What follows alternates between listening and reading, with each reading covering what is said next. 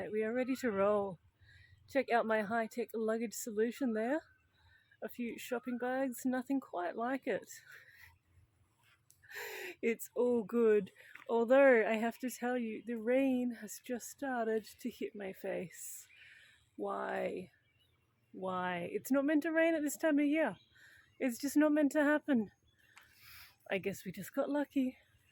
Okay, so the plan is to ride to Pi, and at the moment we are about 50 kilometers from Pi as the crow flies.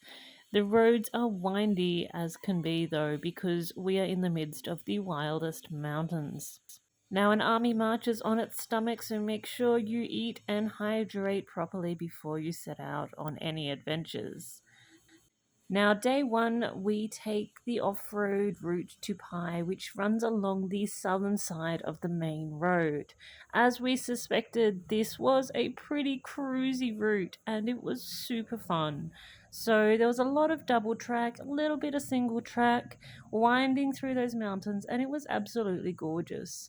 Now, at some point, the rain started to fall, and everything got a bit slippery, and we thought, this is going to slow us down a bit, but soon enough we came off the other side of the mountain and the rain had stopped.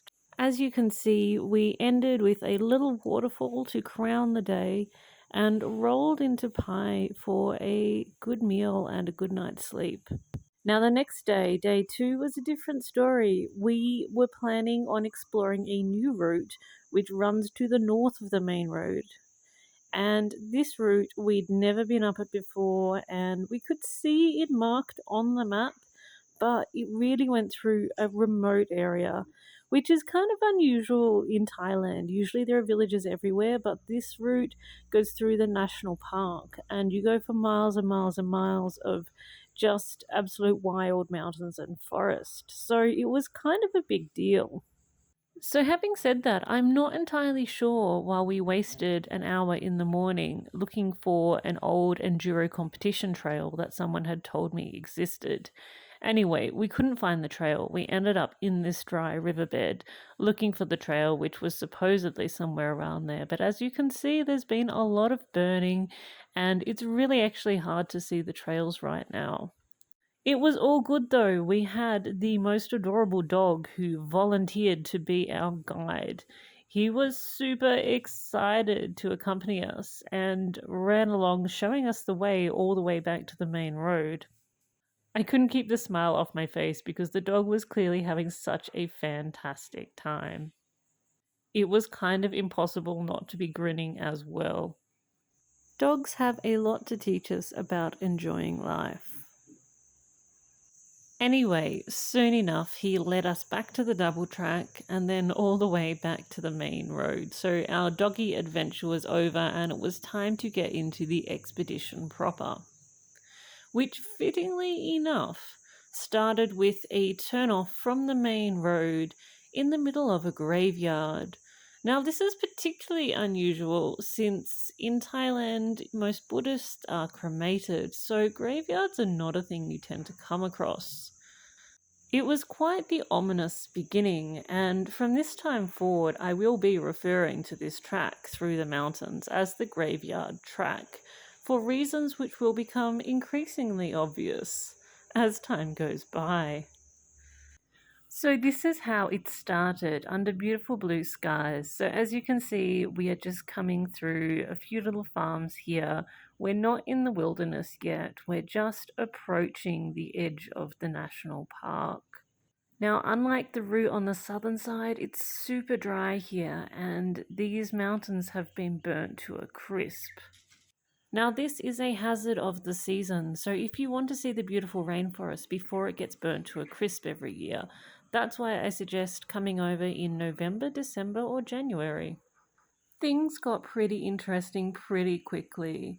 As you can see, we were on the narrow single track cut into the side of the mountain, and it was the kind of terrain that I call don't look down, don't mess up, because it's really pretty easy as long as you don't do either of those things. But if you fall off the side of this mountain, you're gonna need a helicopter. Now, all of that just adds spice to the adventure, and I was having a fantastic time. I was also absolutely loving the little 230 because I felt so in control of the small bike. She chugs along really nicely, which is what you want in dodgy terrain like this. And I just felt that little bit less likely to overbalance in the wrong direction. So at this point on day 2, it's about midday and it's all rock and roll and sunshine.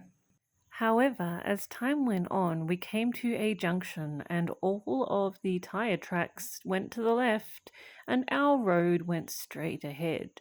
Now, we had reason to believe that this left turn was actually just going to take you back in a loop, back into Pi, and we didn't want to do that, so we decided to follow the direct route across the mountains. And it turned out that our hunch that nobody had been that way in a long, long time was pretty much on point. We came across tangles after tangles of fallen trees, which in gentler terrain you would just be able to ride around. But in terrain this steep, often the ridge is so skinny and there's only one place to ride, and so you cannot go around, you must go through. Yeah, baby, we just got both the bikes through this crazy log strewn bit. It looks alright now, only because we just spent half an hour dragging trees into different positions. And then, of course, we got both bikes under here through the roots up that hill. Yeah, baby. Now, if you've ridden exploratory enduro like this, you'll know there's never just one fallen tree. If the path has been blocked and no one's been down it for ages, there's going to be dozens of the things blocking your way in woody tangles to test your enduro skills and your patience. Now let's just take a moment to appreciate how wild and steep this terrain really is. The camera always flattens things out and makes it look easy, but if you sort of turn your head a little bit, maybe you can see how steep and narrow this little ridge is that we're riding along right now. Now, we thought for a moment that this section was a little bit challenging. It had some pretty extreme washouts that you didn't want to fall into, and traction was not great because the ground was so sandy and loose. Again, the camera makes it look flat, but I assure you this was a very steep hill. Now, here is my friend wrestling the big CRF450RL up this hill. It is not a light bike and it is not a short bike. It is a towering beastie, and my friend, he ain't 6'3". So this required a really respectable amount of skill.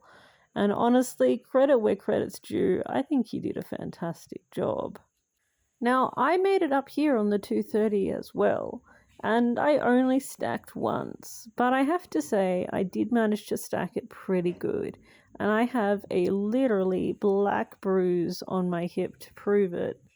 I won't be sleeping on my right side for some days to come. As time went on, the route became gnarlier and it also became narrower, until eventually it became clear that nobody comes here for fun. The single track on the side of the mountain became so narrow that you could really only fit a drug smuggler on a Honda Wave. Our engines were too wide to actually ride the single track without getting knocked down the hill by protruding roots and rocks. As we started to average about half a kilometre per hour, we realised that we were not going to be making it to any semblance of civilization by the time night fell. But that's fine. It wasn't the first time I've slept in the jungle beside my motorbike, and it certainly won't be my last. And this is why I always carry matches. So as darkness fell, we were sitting in front of a roaring fire, which was brilliant because in the small hours of the morning the rain began to fall.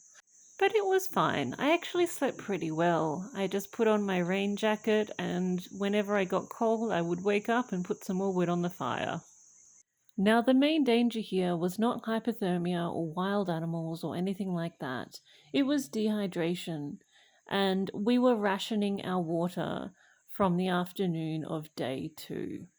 So as soon as the rain started to fall, we got out our plastic sheets and started collecting drinking water. I also used a glass bottle to boil water from one of the creeks to make it safe to drink. You can live for weeks without food, but you will not last long without water. Now, this is the point at which I have no further videos or photos because I was also rationing the battery on my phone to make sure that we always knew exactly where we were. So let's just look at this lovely picture of a creeper/tree while I tell you what happened next. What happened next is we woke up with the dawn and the rain was still falling. We got this unseasonal torrential downpour. It was raining so hard that you could not even see across the gullies. It was just absolutely sheeting down. It was freezing cold, but the big problem was that it turned some of these really steep hills, which were difficult, into impossible. We got to a point where both bikes were stuck and we couldn't stand up. Now, like I said, dehydration will kill you first, and despite the amount of water falling out of the sky, we were not hydrated enough to go through the epic physical effort of rescuing 2 bikes off the side of an impassable hill. Certainly not while the rain continued to fall and make it slipperier and slipperier. And of course, it was at this point that my clutch decided to pack it in. So we made the executive decision that water must be gotten first. And for that reason, we just walked on out of there. We were 3 kilometers from the end of the single track and 7 kilometers from the next shop. And we walked out of there in our MX gear, dreaming of water and cold beers with every step. We then turned around and came back with a couple of friends to tow the KLX230 up the single track with the CRF450. Lucky that bike has some horsepower. It was pretty hard work. Within a few hours though, we had the bikes back safely on the truck, ready to be shipped back to the garage, back to some maintenance, back to a new clutch for me, because what the hell happened there? Now, before you write to me and tell me that it's probably my riding and I shouldn't slip the clutch so much, I've been riding for years and never had a clutch problem before. I've even gotten 90,000 kilometers out of one set of clutch plates on my KTM, so I don't think it's my riding. I think something else is going on here. But we shall see, and I will report back. So, in summary, it was an excellent adventure, and I did not die. And despite the fact that that track absolutely kicked my ass, it was absolutely awesome. 5 stars, would attempt again. Anyway, I hope your weekend was as much fun as mine. I will catch you later.